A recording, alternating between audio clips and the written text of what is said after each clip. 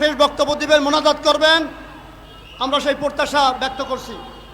এখন আমাদের সামনে মূল্যবান বক্তব্য রাখবেন বিশিষ্ট রাজনীতিবিদ, বাংলাদেশ জামাত ইসলামীর সংগ্রামী সেক্রেটারি জেনারেল, ইসলামী ঐক্যের অন্যতম রূপকার, সাবেক সংসদ সদস্য অধ্যাপক মিয়া গোলাম পরোয়ার সাহেব। অধ্যাপক মিয়া গোলাম পরোয়ার সাহেব।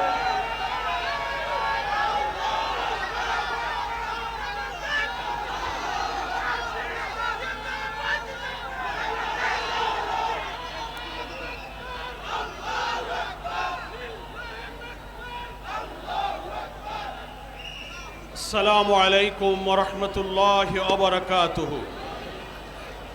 আলহামদুলিল্লাহি রাব্বিল আলামিন, সালাতু ওয়াসসালামু আলা সাইয়্যিদিল মুরসালিন ওয়া আলা আলিহি ওয়া সাহাবিহি আজমাইন। ইসলামী আন্দোলন বাংলাদেশ আয়োজিত আজকের এই জনসভার সংগ্রামী সভাপতি, মঞ্চে উপস্থিত আজকের জনসভার সম্মানিত প্রধান অতিথি, বাংলাদেশের মুসলিম উম্মার প্রিয় নেতা,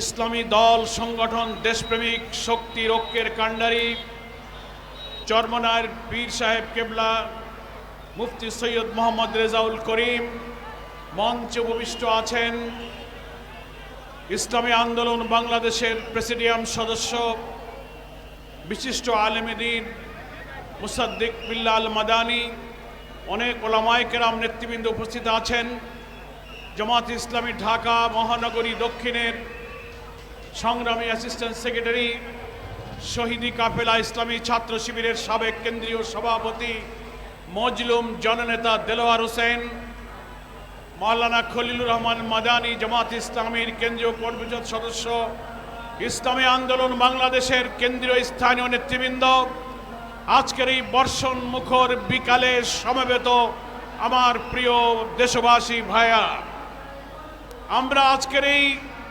ঐতিহাসিক জনসভা থেকে সরকারের কাছে পরিষ্কার করে বার্তা দিতে চাই, আগামী ফেব্রুয়ারিতে নির্বাচনের যে টাইম লাইন আপনি ঘোষণা করেছেন, অথচ সেই নির্বাচন সুষ্ঠুভাবে সম্পন্ন করার জন্য অন্তর্বর্তীকালীন সরকার প্রধানের জাতীয় ঐক্যমত্য কমিশনের যে ঐতিহাসিক দায়িত্ব ছিল, সময়ের কাজ সময়ে শেষ করে সমস্ত রাজনৈতিক দলকে ঐক্যমত্য সৃষ্টি করে নির্বাচনমুখী করা, এখনো আপনারা সেই পরিবেশ তৈরি করতে পারছেন না।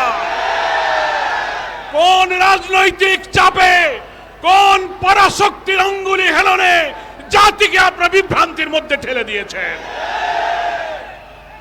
আমরা সকল রাজনৈতিক দল একমত হয়ে জুলাই ডিক্লারেশন, জুলাই ঘোষণা আমরা দিয়েছি, সেখানেও আমরা দেখেছি জনগণের আকাঙ্ক্ষা আপনারা পূরণ করতে পারেননি।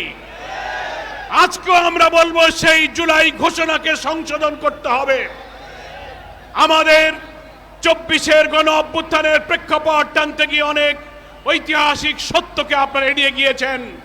জুলাই ঘোষণাতে শাপলা চত্বরে ওলামায়ে কেরাম ইসলামের জন্য যে কুরবানি দিয়েছেন সেই ইতিহাস আনা হয়নি।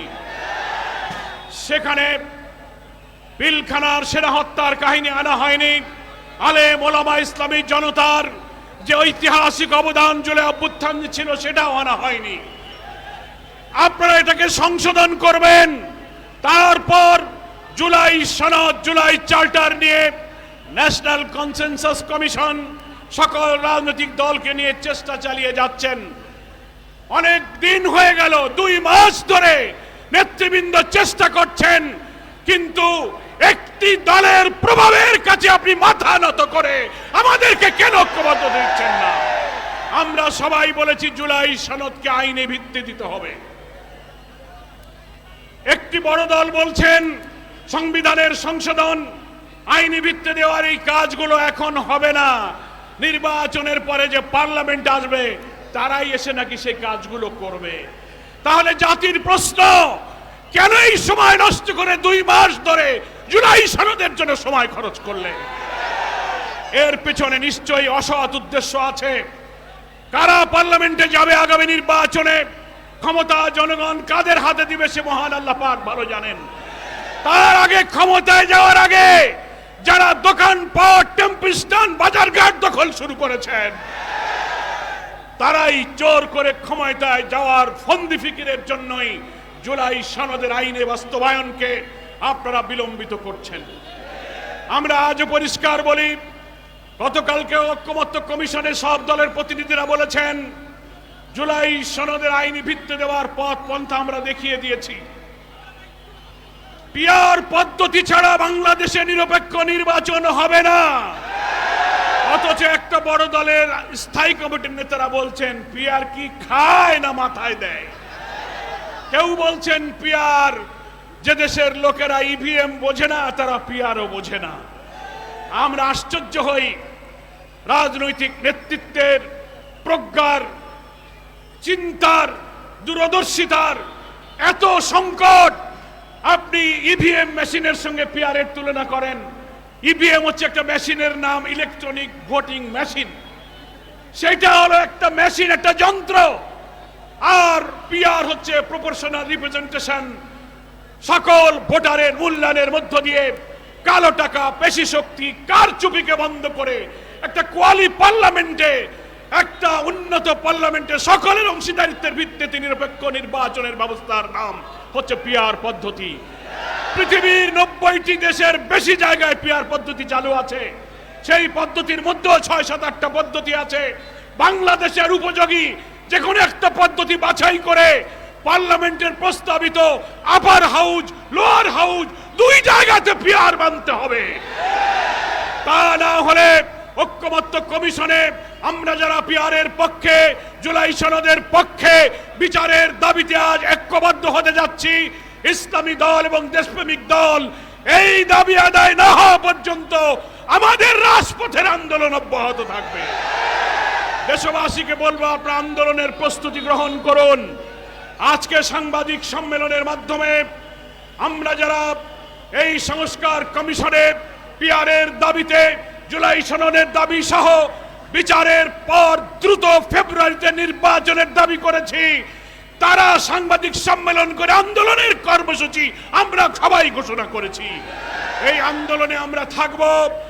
অবশ্যই ঘৃণ্য অপরাধীদের বিচার করে জুলাই সনদের জন্য আমরা যে প্রস্তাব দিয়েছি, দেশের বেশিরভাগ জনগণ পিআর মানে, অথচ একটা দল বলছে কেউ মানে না। নো, বিভিন্ন সংস্থা সার্ভে করেছে 70% বেশি জনগণ পিআরের পক্ষে আছে। ঐক্যমত্য কমিশনের 31টা দলের মধ্যে 25টা দল পিআরের পক্ষে আছে। তারপরে আপনি কেন দেবেন না? আমরা বলেছি যদি জনগণের মতে দিতে চান, প্রয়োজনে গণভোট দেন, রেফারেন্ডাম দেন। জনগণ যদি পিআর মানে তো আপনাদেরকেও মানতে হবে। তা না হলে আমরা বলেছি আপনারা স্পেশাল প্রভিশনাল একটা কনস্টিটিউশন ওয়ার্ল্ডের বিশেষ সংবিধান আদেশ দিয়ে আপনারা এটাকে আইনি ভিত্তি দেন। তার ভিত্তিতে নির্বাচন না করে যদি তালবাহানা দেখান, একটি রাজনৈতিক সংকটের দিকে দেশকে যদি ঠেলে দেন, জাতির সামনে মহা দুর্যোগ অপেক্ষা করছে। আমরা জামাত ইসলামীর পক্ষ থেকে ইসলামী আন্দোলন বাংলাদেশ এবং তার সম্মানিত আমির, বাংলাদেশের তৌহিদি জনতার প্রিয় নেতা মুফতি সৈয়দ মোহাম্মদ রেজাউল করিমকে মোবারকবাদ জানাই। জাতির রাজনীতির এই সংকটকালে ইসলামী দল শক্তির ঐক্যের কাণ্ডারি হয়ে জাতীয় ঐক্যের পথে তিনি যে অসাধারণ ভূমিকা রেখেছেন, আপনি এগিয়ে চলুন। জনগণ ইসলামী নেতৃত্বের পাশে থাকবে। জামাত ইসলামীর পক্ষ থেকে আজকের এই সমাবেশে দেশবাসীকে, ঢাকাবাসীকে শুভেচ্ছা জানিয়ে আমি আমার বক্তব্য শেষ করছি। ক্ষমা চাচ্ছি, আরেকটি প্রোগ্রামের কারণে আমাকে একটু প্রোগ্রামের ধারাবাহিকতা নষ্ট করে আগেই চলে যেতে হচ্ছে। না হলে পীর সাহেবের কাছ থেকে এজাজত নিয়েছি, নাহলে আমি শেষ পর্যন্ত থেকে যেতে পারতাম। আসসালামু আলাইকুম ওয়া রাহমাতুল্লাহি ওয়া বারাকাতুহু।